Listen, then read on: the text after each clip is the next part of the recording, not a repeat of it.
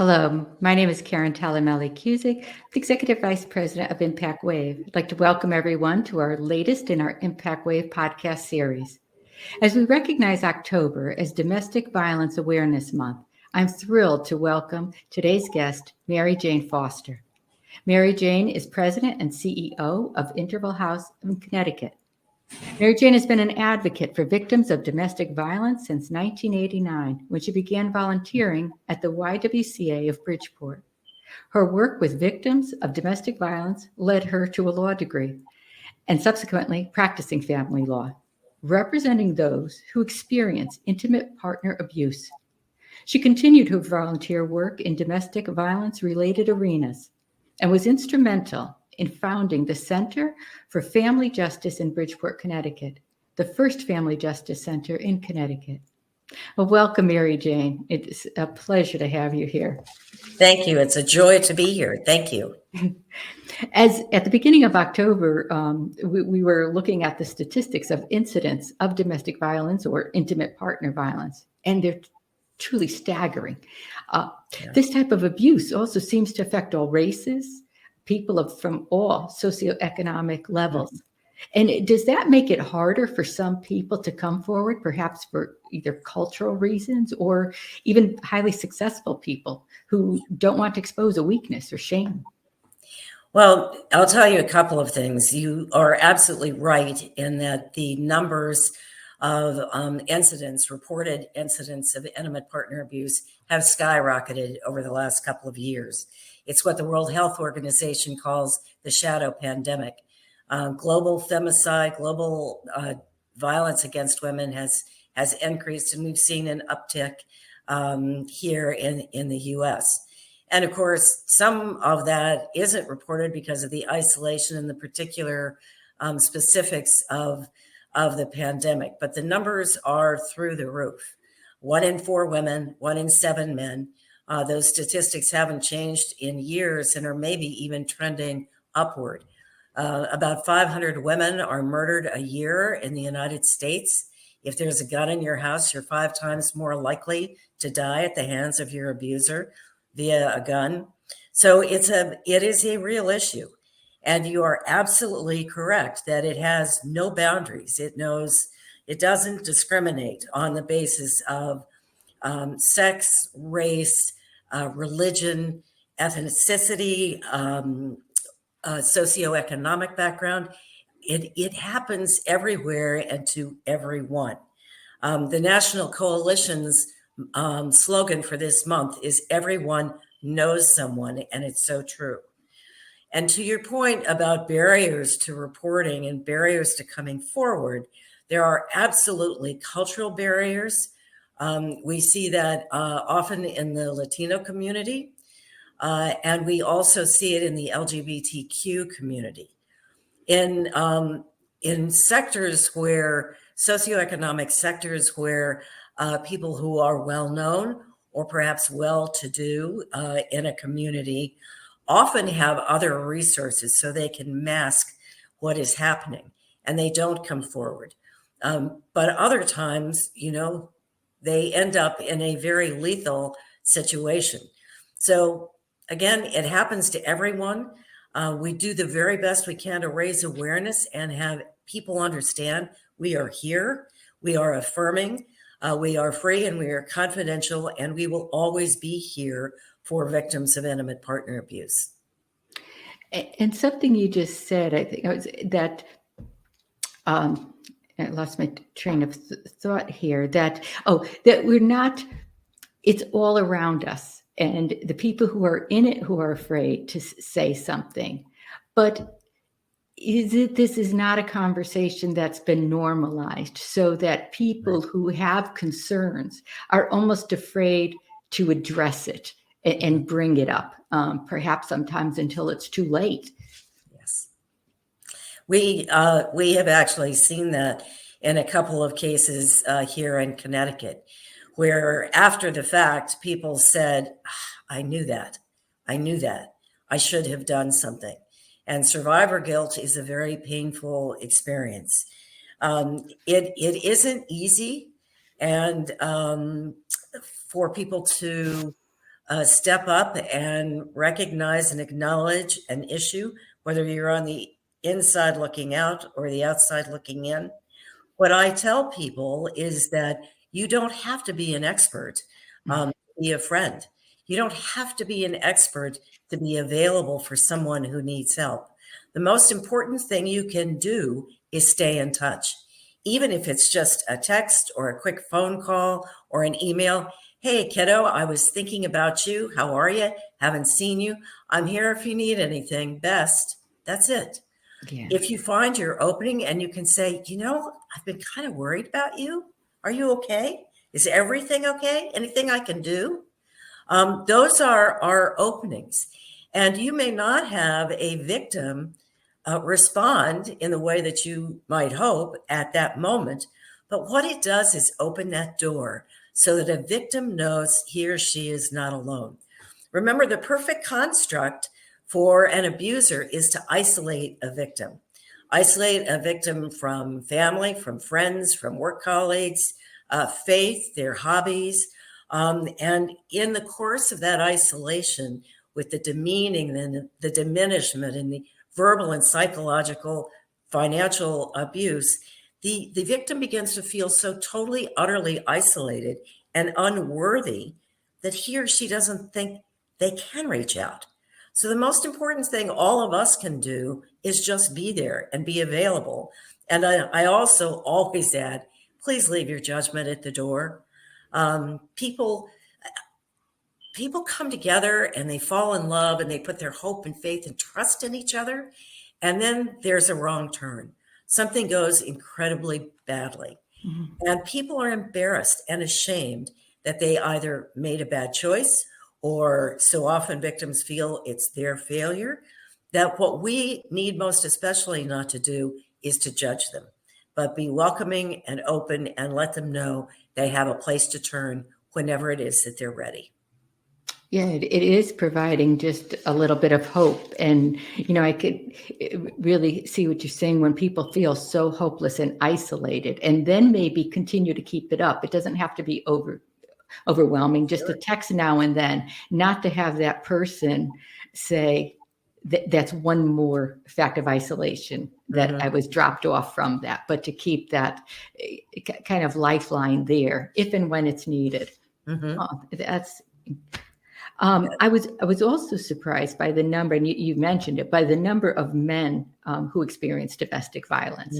Have those numbers always been that high, or do you think there's an increase of being?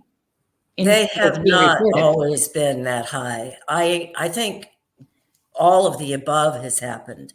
I think there are more incidents of violence against men, but more importantly, I think men are stepping forward and reporting those incidents.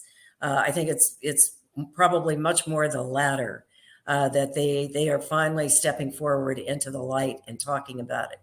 Again, it circles back to the same thing I said a few minutes ago. It's about that shame and guilt. And it's really hard to step forward and say, this is what's happening to me, and report it, to ask for help. And it is culturally, arguably, much more difficult for men to do that than women. So I think the culture is changing such that men are not as embarrassed, as afraid to step up. I also think that domestic violence service providers have become more inclusive in the work that they do and more prepared to work with broader communities of people. And I think that has been a real help as well. I would think so, because like you said, I think that culturally it is tough for a man to say he's abused by, a partner, especially if it, isn't, perhaps he's not in the same sex relationship, but to feel that they have somewhere to go and somebody who is listening to them and not discounting what they're going through. It must be, just the way forward to forward healing and making that. In that, do you think there's less instances of domestic violence in same-sex relationships? Well, it's interesting. We know that intimate partner We don't know. We have always assumed that intimate partner violence disproportionately impacted heterosexual couples and women specifically. More and more studies are being done, and there are some indications that actually it is higher in the LGBTQ community. Oh, that's interesting. One study suggests that as many as 44% of lesbian women have experienced intimate partner abuse, and 61% of bisexual women. The numbers for bisexual incidents, and for both men and women, are high. It's 37% for bisexual men, and then 26% for gay men. So those are high numbers. I have looked pretty extensively at a number of studies, and they're still kind of all over the map. And very often they include incidents of sexual assault. And it's not clear as to whether that's a sexual assault by an intimate partner or by a stranger. So it's really hard to parse those statistics, but it is very, very clear that it happens with regularity in the LGBT community. And it's important for us to remember it happens everywhere. It's not just one place or one bucket of people. It happens to all of us. I think it's especially difficult in the LGBT community for them to come forward. For one, the fear of homophobia is, ever prevalent, and for good reason. The fear that there are not affirming and welcoming domestic violence services, which is less and less true. All agencies, domestic violence agencies, are working very hard to make sure that we pivot and we are sensitive and welcoming. But also there's a sense of not wanting to be the person. There's culturally, we don't think that there is violence in same-sex relationships generally. And so to upend what is a cultural myth is something that those in that community don't want to do. They also don't want to be responsible for upending the progress that has been made in gender equity. So they are reluctant for sort of more global reasons, for cultural reasons. And then there are all of the personal fears they have. What if all of their family and friends and colleagues don't know about their sexual identity? If their partner threatens to out them, that can be a real deterrent to leaving, as a for instance. So it's a very, very tough area. We're just beginning to pay the attention to it that it deserves, in my view. And we have a lot more work and studying to do to make sure that we get it right. And just you touching on, the LGBTQ community and the threat to out somebody, I think that touches on that this abuse is not just a physical abuse. No. It's financially, psychologically. I mean, it really has so many dimensions that leave somebody such alone and isolated. We think about it as, the black eye and the broken ribs. Right. But in fact, it begins, in my opinion, with coercive control, with limiting, controlling behavior, and with a consistent demeaning and diminishing of another's self-worth. And it escalates. We've seen a great deal more of financial abuse during the pandemic.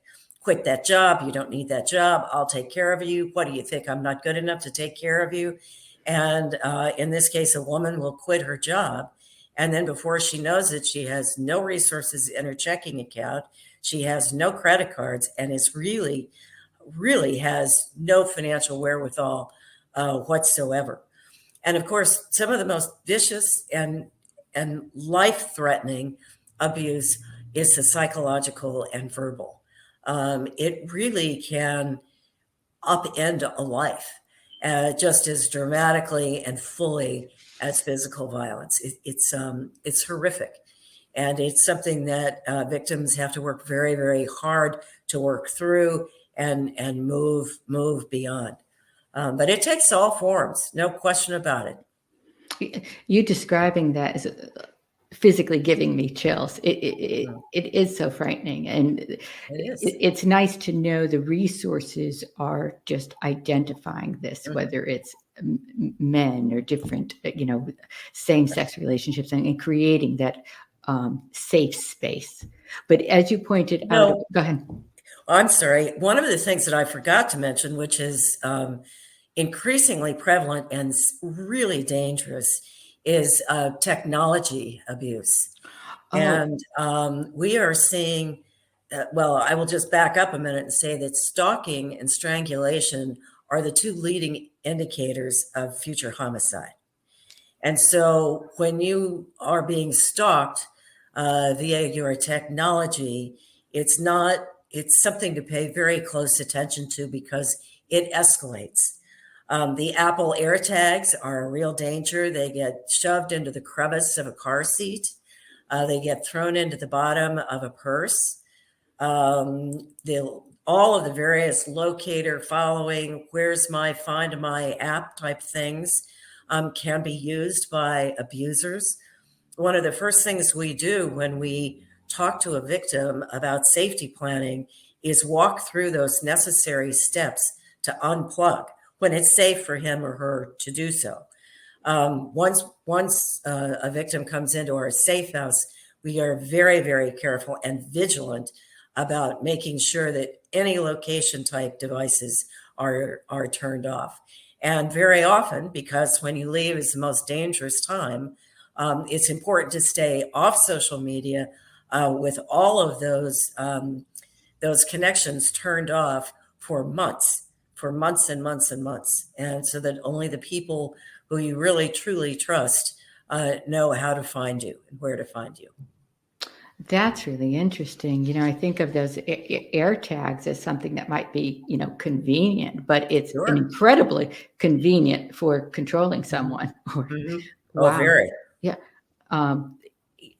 And when you were talking about the, that physical, that bullying and the psychological and the verbal abuse, it makes me think, I've read that 1 in 15 children are exposed to intimate partner violence each year, and 90% of these children are eyewitness to the violence.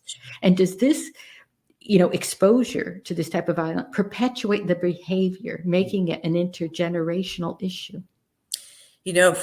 I've been involved in this work for over 30 years. And it wasn't until I was actually running this interval house that I understood with absolute clarity how intergenerational family violence is. When you grow up and you think about it, about your normal customs, you practice, you live what you know. And when children are exposed to family violence, that's what they know. It's their norm. It's not out of the norm for them. It's what they know, and they repeat it. There have been multiple studies on this, and the CDC says that up to 76% of boys who witness violence will become abusers themselves. And a similar study said that women, young girls who witness family violence, not only will choose abusive partners, but they actually never attain parity with their female peers, not financially, not in education, not in their careers. They just are forever in some way smaller and diminished and more limited in what they do and aspire to. It's really, really tragic. And we see it all of the time here. There's no question. We see the trauma that children have experienced. That is just staggering, those percentages. Mm-hmm. And you think of just how much a particular generation is almost so far behind the 8 ball before they even get started. Yes. Yes. In fact, I was talk about the numbers. According to the National Coalition Against Domestic Violence, nearly 20 people a minute are physically abused by an intimate partner in the U.S. alone. This equates to more than 10 million men and women annually. When you think of those numbers and then the percentages of all those children who are, it is just mind-boggling. It is. Yeah. It's, it is really time that we take a step back from this issue and think about it not as a disease or a stigma, but think about it for what it is. It's a public health crisis. The number of people who are impacted by this, and by the way, domestic violence at home follows right into the workplace, no question about it. And it impacts the GDP. So, as a selfish matter, we should care about the workplace and the lack of productivity and the missed work days. We should care about all of those things. But we need to identify this for what it is. It's a public health crisis. And we are losing women and men and children to full and productive lives. We really, truly need to take the stigma off this and address it. It's really imperative. And I think the numbers, the growth in numbers of cases of domestic violence in this country over the last 2.5, 3 years is such that we are going to be forced to deal with it. It is just everywhere, absolutely everywhere. And you just mentioned something I was going to bring up, that it has such an economic impact. And you're absolutely right. If it was due to a disease, it would be looked at as a public health. Again, me and my numbers, but I read that victims of an intimate partner violence lose a total of 8 million days of paid work each year. That is just staggering. And the cost of intimate partner violence in the workplace exceeds $8.3 billion. That number is held, and that doesn't include all of the judicial and law enforcement costs either. It is a huge loss, economic loss to the country. As I said, if the only way to grab your attention is to tell you about what a financial hit you're taking on this issue, I am more than happy to do that. It is really very, very significant. We have just got to break the cycle. We have got to take a step back and say, okay, what can we do here? What can we do that we haven't done before? What can we do that we haven't done enough of? At Interval House, we have identified 2 areas that we are going to work especially hard on. And it goes back to your very good point about children witnessing violence. We have just hired a master level clinician. We are going to work with our children and develop and adopt programs that interrupt their trauma cycle. We are going to install programs that help children and mothers, because we have children and mothers in our safe house, work together to rebuild or refresh the parent-child relationship. And we are going to be relentless about this. We have art therapy, we have music therapy, we're working on a service dog, and we are going to give this everything we've got.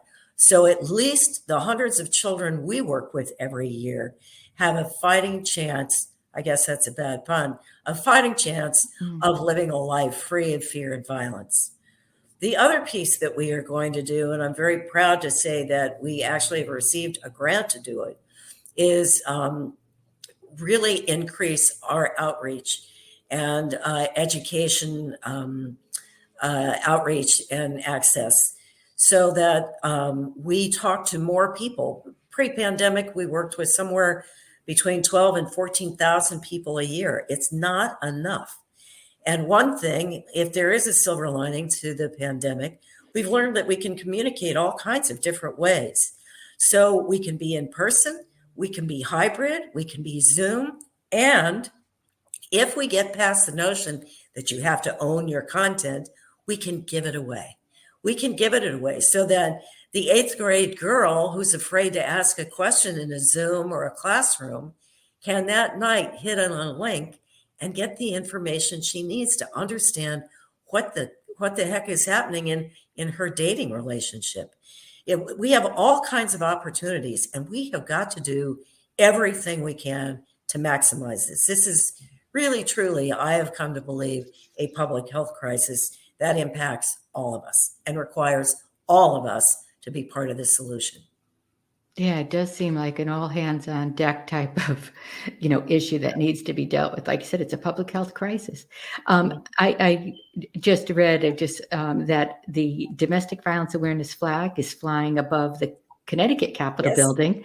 And I looked, Arizona State Capitol Dome is being lit purple each night in October. Oh, that's great. Yeah. So, are these important steps in raising the awareness and normalizing the conversation? I believe that it is. This is one of the few non-government flags. I think only the pride flag has flown above the Capitol before. I think it's really important to raise awareness every single minute. As you said, October is Domestic Violence Awareness Month. You'll note I am awash in purple. Yesterday was Wear Purple Day, but we do it almost every day here. It's a way to start a conversation. We have got to raise awareness about what this issue is and what the resources are and where you can find them, so that we can do everything we can to interrupt this cycle. And so everything that contributes to that, we've had our Hartford Healthcare social workers walking. We've had the Hispanic Health Council walking. We'll be walking at a minor league baseball park in Hartford on Sunday. The more people we bring out, the more people we touch, more people we reach, the better chance we have at raising that awareness and bringing people into the circle to help us break the cycle. Yeah, you're not only saving lives now, you're saving lives in the future. I hope so. It's really, and I tried my best. This is a very dark purple, but it works. It's a little brighter than mine. It works. I was trying to, and I think I was wanted to kind of close with anything other that you wanted to get out. But what can we do? What could some of our listeners do to hopefully stop this cycle of violence, this epidemic? And if you have any, closing thoughts on.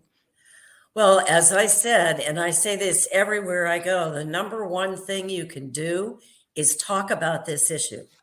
Let's shine a light on it. If you'll recall, when the Me Too issue started, the more and more people who stood up, the less shame there was associated. That's true. And more people came forward. So let's talk about this issue. Let's talk about it a lot.